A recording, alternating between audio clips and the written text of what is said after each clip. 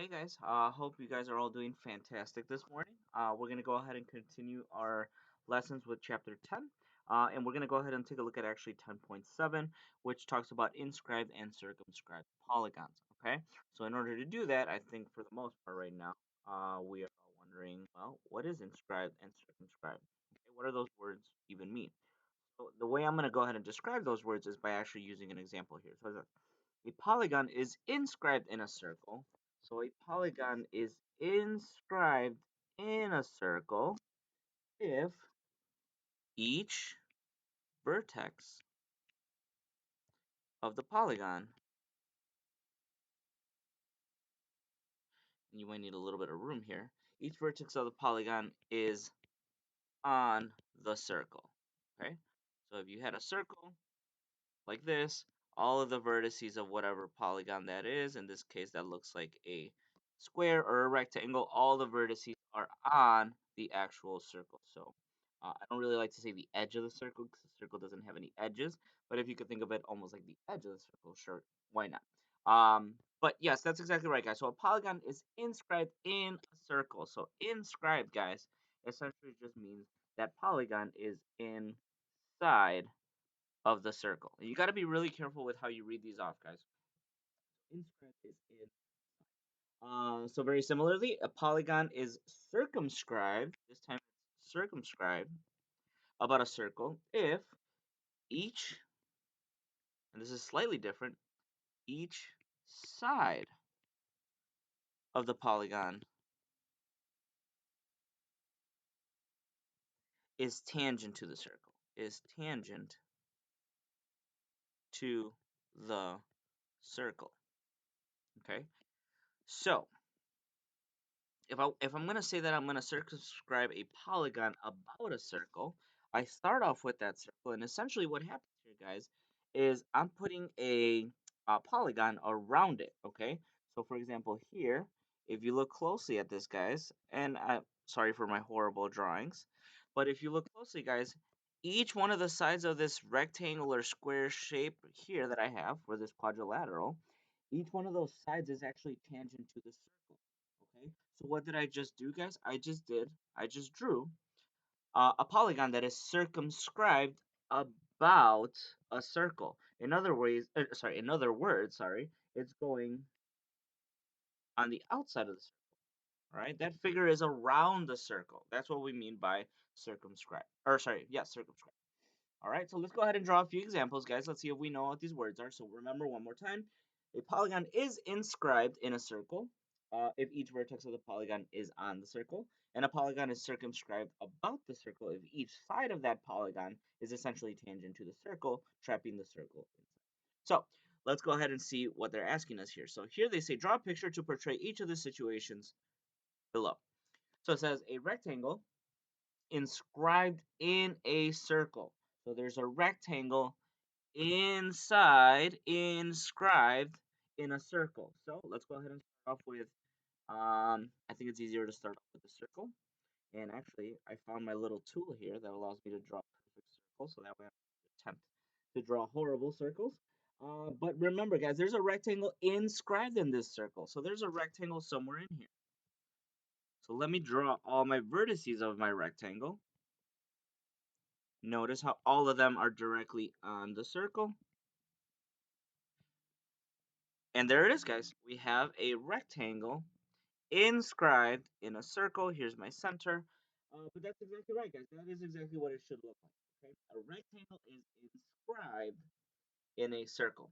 And you got to be careful with the wording, guys, because sometimes I might switch it up on you and say um, a circle inscribed in a rectangle. So I might switch it a little bit. That's when actually the circle is inside of the rectangle. Or, in other words, what I'm doing is circumscribing a rectangle about a circle.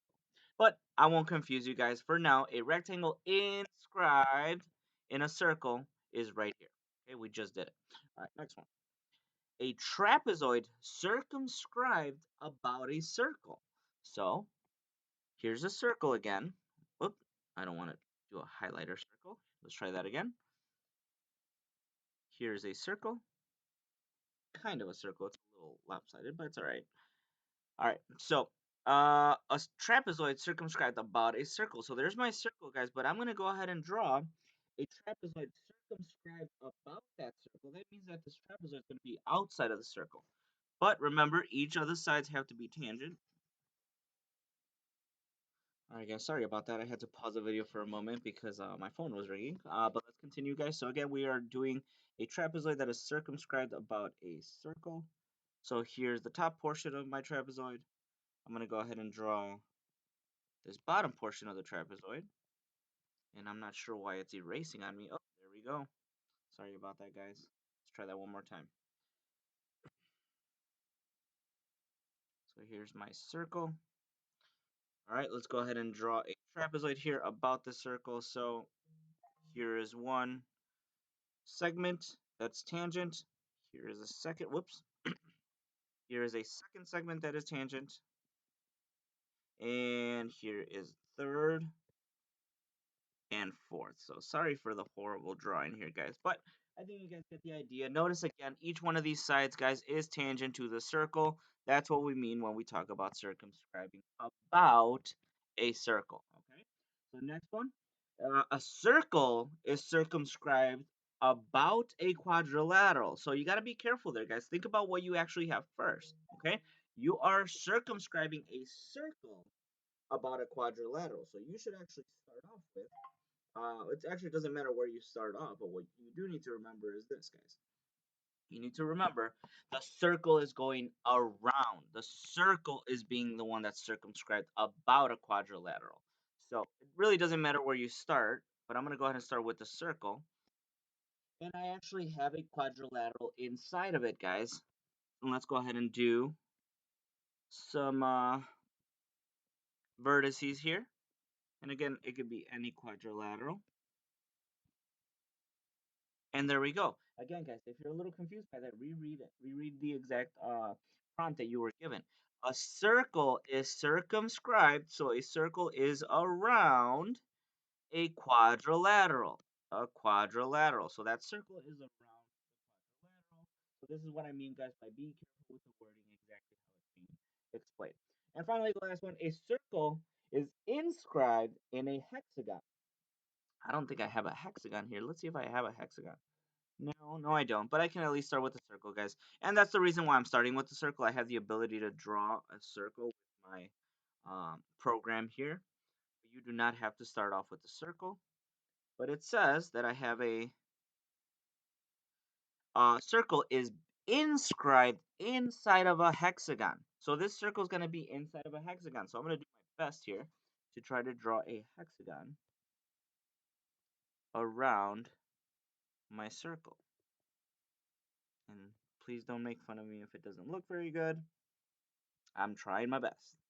So here we go, guys. Tangent, tangent, tangent, tangent, tangent, and tangent. So there it is, guys. A circle is inside of a hexagon. That's exactly what it's saying, guys. And that's what my picture is depicting right now. And I keep saying tangent, guys, because remember, for a shape or a polygon to be circumscribed about a circle, it has to be tangent to the circle. Okay? Each side has to be tangent to that circle. So let's go ahead and move on, guys. So hopefully now that you have and you feel a little more comfortable with the terminology, let's keep going. It says draw a rectangle ABCD inscribed in a circle, and then find the measures of each of the angles and the measures of each arc. So let's go ahead and draw a circle. There's a circle, and I have a rectangle inside of here. So let's go ahead and draw that rectangle.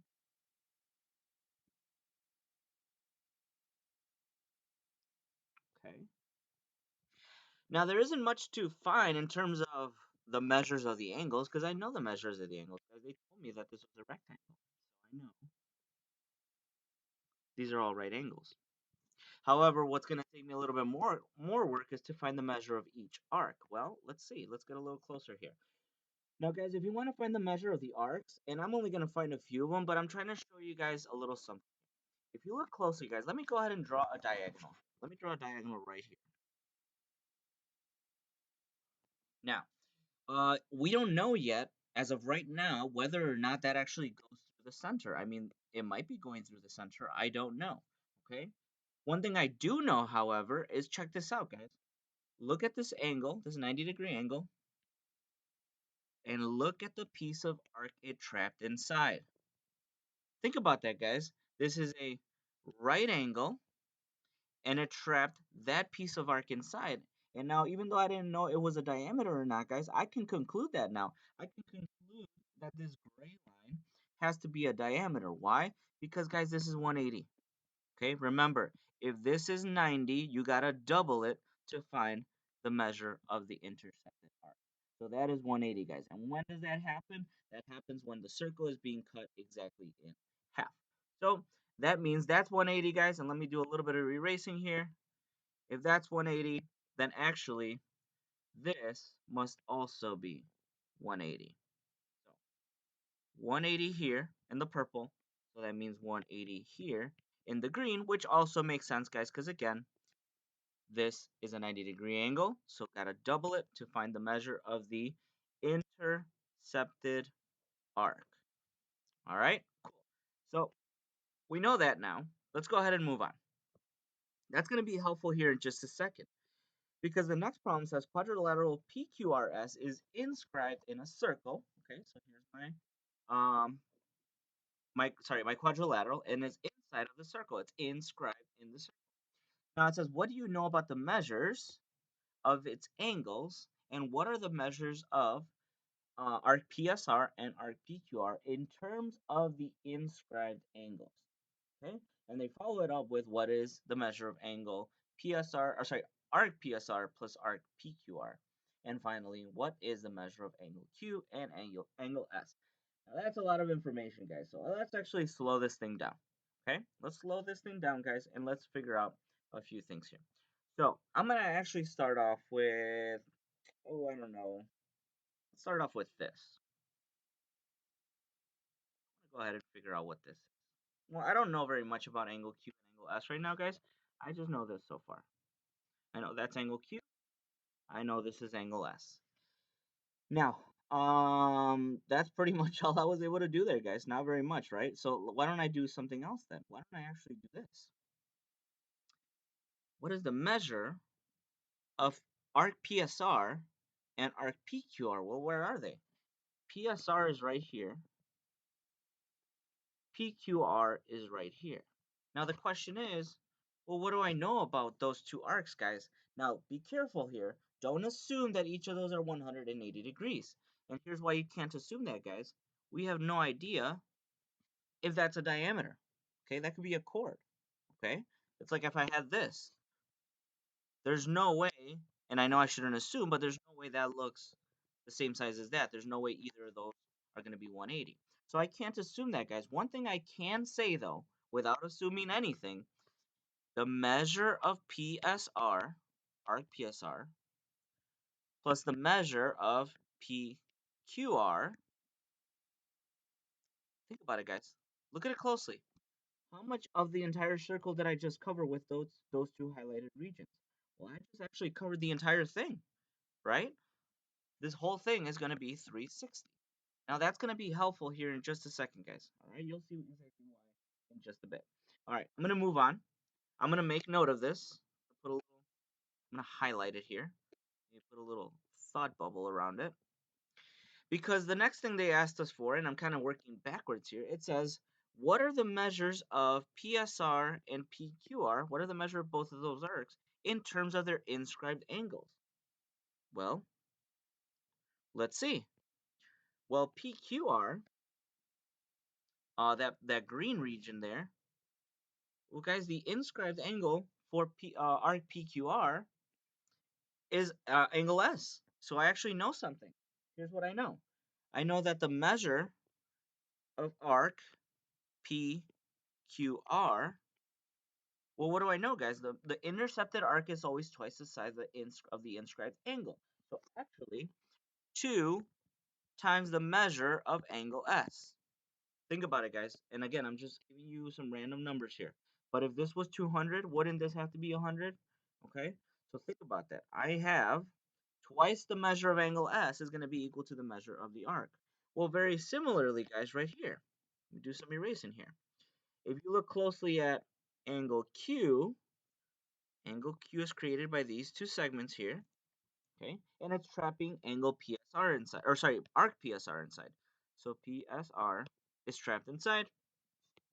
And the inscribed angle, guys, well, it's twice the measure of angle Q, okay? If this is, oh, I don't know, if this is 70, then this has to be 140. You have to double it, guys. So to find the measure of PSR, it's going to be twice the amount of the measure. Now, how or why is that helpful? Well, guys, here's why. Check this out. Ready? Look at what I have here, and look at what I have here and here. Those are the exact same thing if I just add them. So let me write that down. The measure of arc PQR plus the measure of arc PSR, okay? That is, well, what? Well, these two together. These two have to get added. 2 plus 2 times the measure of angle S plus 2 times the measure of angle Q. Well, again, how is that helpful, guys? Well, it's helpful because of this. The measure of both of these arcs equals 360. So I can replace this with 360. So let's do that. 360 equals 2. And if you notice, guys, look at this. I'm multiplying by 2 twice. So can't I actually write this as the measure of angle S plus the measure of angle Q, right? With the 2 outside, because really all I could do is just distribute that 2 out. So I factored out a 2, and why is that going to be helpful? Well, here's why, guys. Because if I divide by 2 now, that's 180 degrees equals the measure of angle S plus the measure of angle Q. So the question asks, what is, or what are rather, what are the measures of PSR and PQR in terms of their inscribed angles, guys? Right here. Now, with a little bit of work, I manipulated that a little bit to get this, then later this. Now, why is this last piece important, guys? Because check out this next conclusion. If a quadrilateral is inscribed in a circle, what do you notice here, guys? Well, here's what I'm noticing. Actually, let me go here. Measure of angle S plus measure of angle Q has to be equal to 180. Now, guys, I have no idea what these measure alone, like individually, but I know, what do I know? I know that opposite angles in a quadrilateral that's inscribed in a circle have to be supplementary. So, if a quadrilateral is inscribed in a circle, then the opposite angles are supplementary. Okay, the opposite angles are supplementary. So if you ever have a quadrilateral inside of a circle, inscribed in a circle, then you'll actually know that the opposite angles have to be supplementary, guys. This deserves a nice big star right there. And I will recommend, guys, if for whatever reason this problem number 2 still doesn't quite make sense, guys, I would go back and maybe pause the video or come back and rewatch it so you guys can get some good sense of that. But in other words, guys, what I was really trying to conclude here, as you guys know, our class is pretty much about discovering stuff, discovering theorems.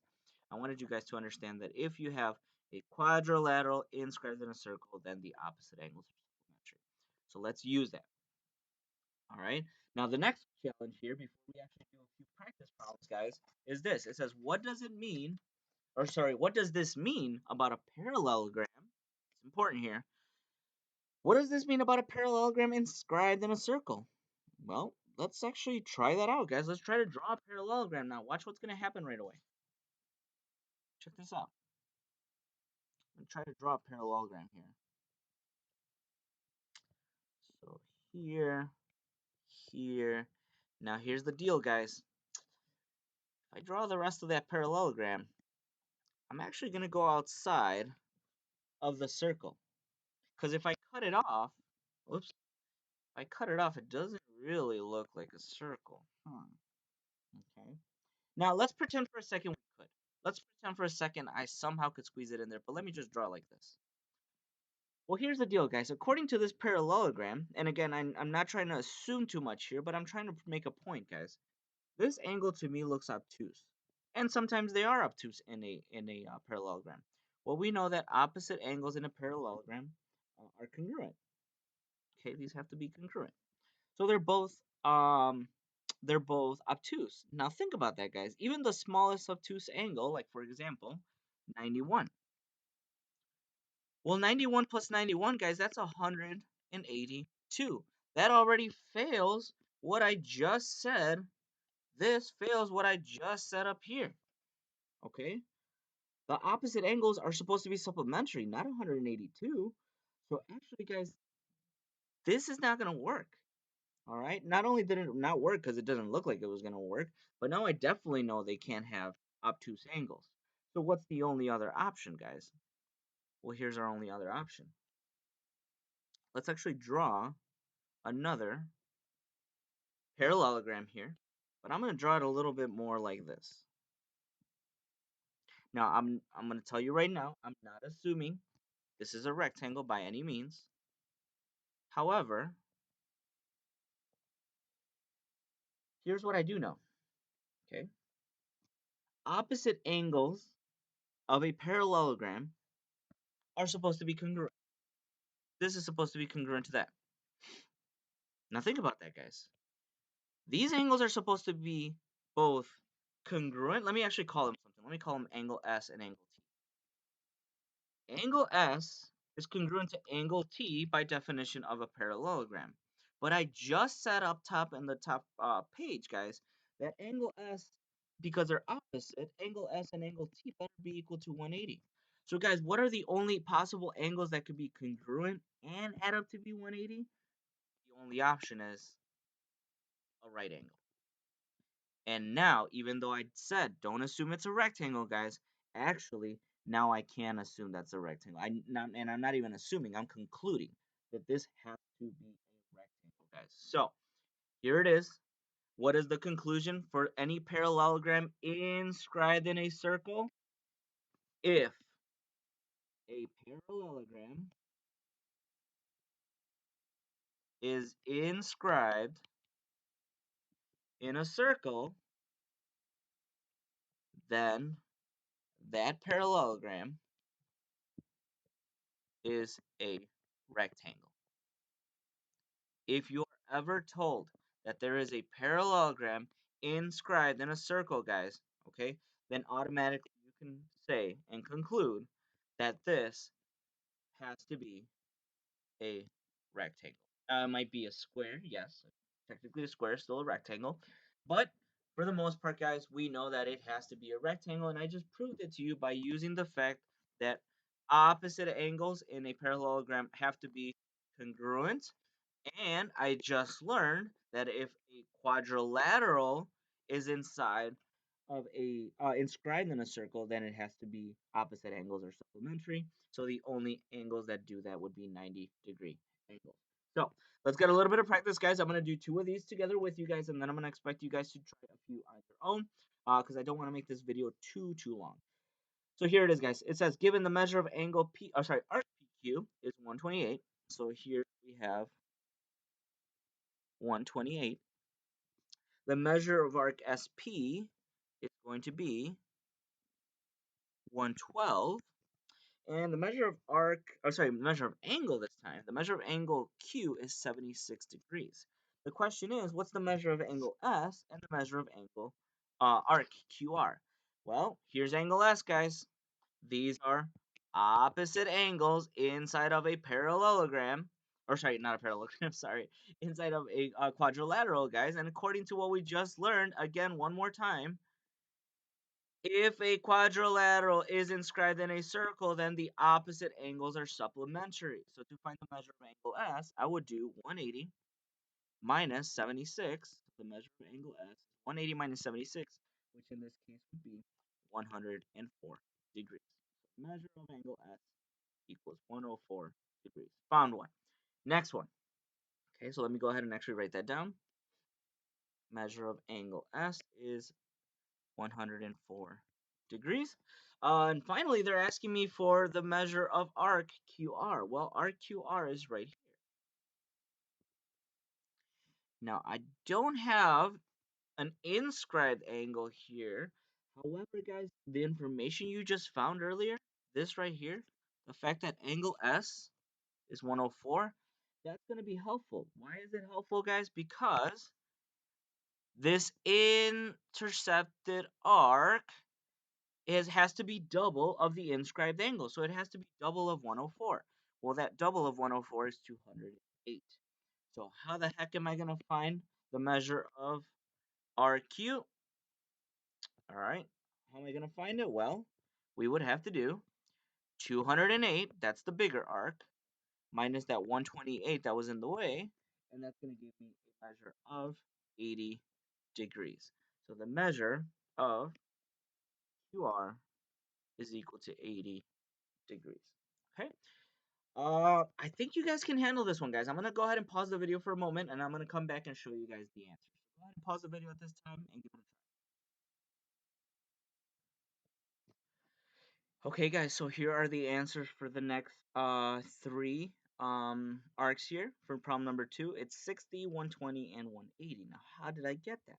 Well, guys, the first thing you got to remember is this: you were given rather a regular hexagon. Now, if I have regular hexagon, guys, each of these are chords. And we learned when it comes to circles, guys, that if chords are congruent, then the corresponding arcs are congruent. So each of these are going to be also congruent, as you guys can see by my little red tick marks here. Now, think about it, guys. The full circle is 360. And if the full circle is 360 and I have 6 of those little arcs, then each of them has to be 60 degrees. So how is that helpful? Well, the measure of arc HE we found was 60 degrees. The measure of arc HG, not HG, sorry, HX, is that purple arc there. Well, that's just two 60-degree arcs. So that's 120. And finally, we have, do some erasing here. Finally, I have the measure of HGA. HGA. And again, guys, go in order. Don't go HAG. Careful, HGA. So it has to be in that order. That looks like it's three. Three of those arcs, guys. So 3 times 60. Sorry, is 180. All right. Let's move on. Next one. Here we go. This one can be a little tricky, so let's go ahead and try to take it slow, guys. So here it is. RS is 14. Okay, RS is 14. TS is 40. QT is 30. And finally, angle T is a right angle. There's got to be a reason why they told us that. They want us to find the measure of QR. So what is segment QR? I am looking for this. I'm going to go ahead and call it X. Well, guys, here's the deal. You don't have much to work with here. And please do not assume just yet that if I connect that segment there, it's a diameter. Now, can I conclude that? Absolutely, but don't assume it right away, guys. But here's why I can conclude it. Look at the angle you were given, guys. You were given angle T, and check it out. Okay? That is the angle. That means you trapped this piece of intercepted arc inside. Now, wait a minute. This is an inscribed angle, 90 degrees. So to get the measure of its corresponding arc, its intercepted arc, we have to double it. So that's 180 degrees, guys. So you might be asking yourself, okay, Mr. Rado, then how can I assume now that QS, that segment you drew right here, why does it have to go through the center now?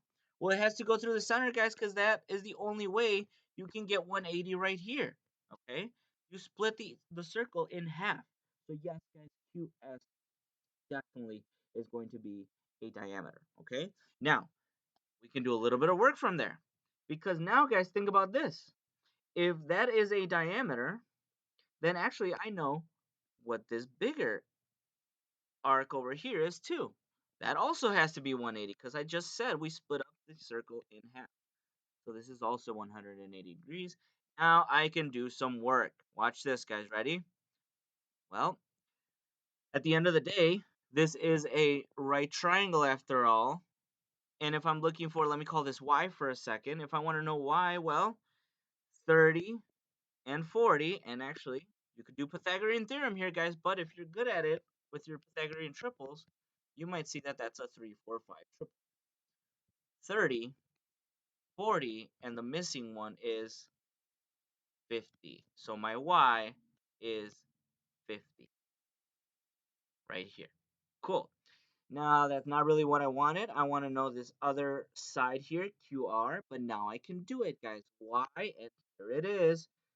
Again, this angle R, we don't know what it is, guys, but we actually do. It's half of the intercepted arc. The intercepted arc was 180, so actually this has to be 90. And I actually know that too because of the theorem we just proved, guys. Opposite angles have to be supplementary, so if one of them's already 90, then the other one has to be 90. Okay? So yes, guys, I do have a second right triangle here, and here it is. Okay, here's my second right triangle. And again, please apply Pythagorean theorem, guys, or if you get good at it, you'll notice this is a 7, 24, 25 triple. I have this, oops, I have the 7. 7 times 2 is 14.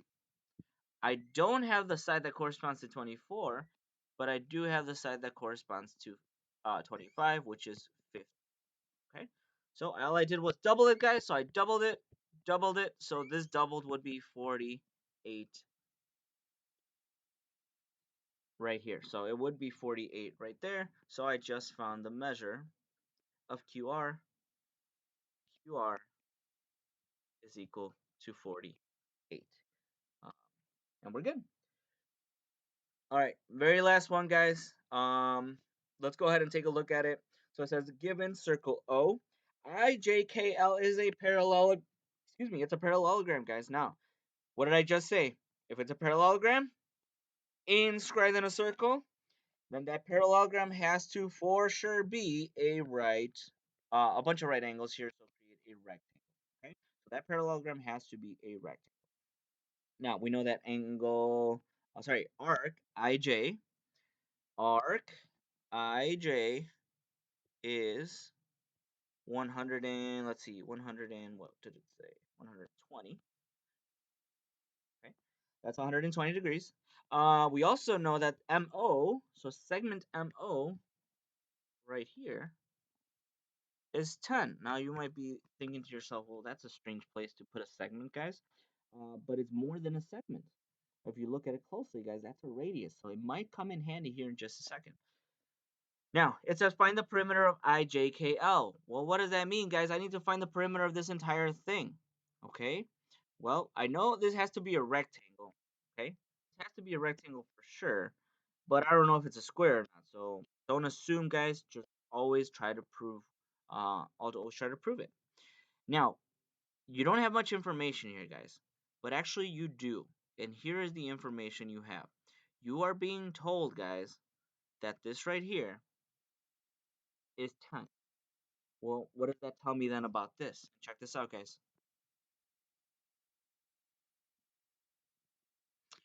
What does that tell me about this segment right here? Well, look at it closely, guys. It's a diameter. Okay. Well, if it's a diameter and this right here was a radius, it goes from the center to the edge of the circle here. That means that this has to be 20. Okay. That has to be 20. All right. So let me do a little bit of erasing here. Let me redo that. So this is 20 like that. Not 20 degrees. Sorry, just 20. Okay. Okay, well, that still doesn't help me because I can't figure out any other side. Well, actually, guys, be super careful. Yes, you can. Here's how. Check this out. I was also given that the measure of arc IJ was 120. Guys, that has to be there for a reason. They have to have given us that. And here's why they gave you that. This angle is the inscribed angle that corresponds to that arc of IJ. Well, If I want to know what the measure of this angle is, it's going to be half of the intercepted arc. So that's 60 degrees. Well, now wait a minute, guys. Look carefully. If that's 60, then look closely at this triangle. What kind of triangle is that? Well, 60, 90, that means this is 30 degrees, okay? This is a 30, 60, 90, guys. So no, that hasn't gone away. We're still applying a lot of that special right triangles that we've talked about in the past. So let's do it, guys. So what do I actually know? And it might help you guys to actually draw this on the side here. You have a triangle that is a 30, 60, 90. You know the hypotenuse is 20. So think about it, guys. Remember, what is across from the hypotenuse? It should be x, x root 2, and 2x. So if I want to find x, guys, I have to set it equal to 20. So the measure of x is just going to be 10. So I actually know what this side measures. It measures 10. What does this side measure? It measures 10 root 2. Okay, x root 2. I can go ahead and put that in here now, guys, because I wasn't looking for a triangle. I was looking for the perimeter of this entire thing. So let me do a little bit of erasing here. It's quite a bit of erasing that I gotta make actually. So I know that this is across from the 30 was 10. Here was 10 root 3. Sorry, 10 root, yeah, 10 root 3. I kind of messed that up already. 10 root 3. Sorry about that, guys. And also remember, guys, at the end of the day, this was a parallelogram which has opposite sides that are congruent. All rectangles have opposite sides that are congruent. So this is also 10, and this is also 10 root 3. So what is the perimeter? 10 plus 10 root 3 plus 10 plus 10 root 3.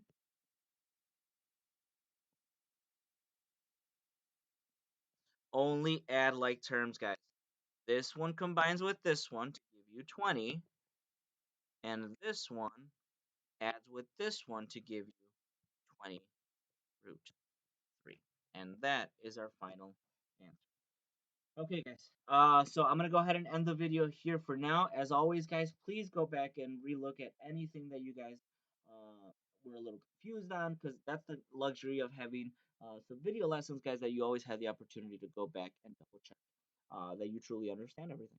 But for now, guys, I'm gonna go ahead and end the video here. As always, look through the answer key for the notes, answer key for the homework, and any questions that you have, please let me know. But other than that, guys, I will see you in the next one. Have a good day.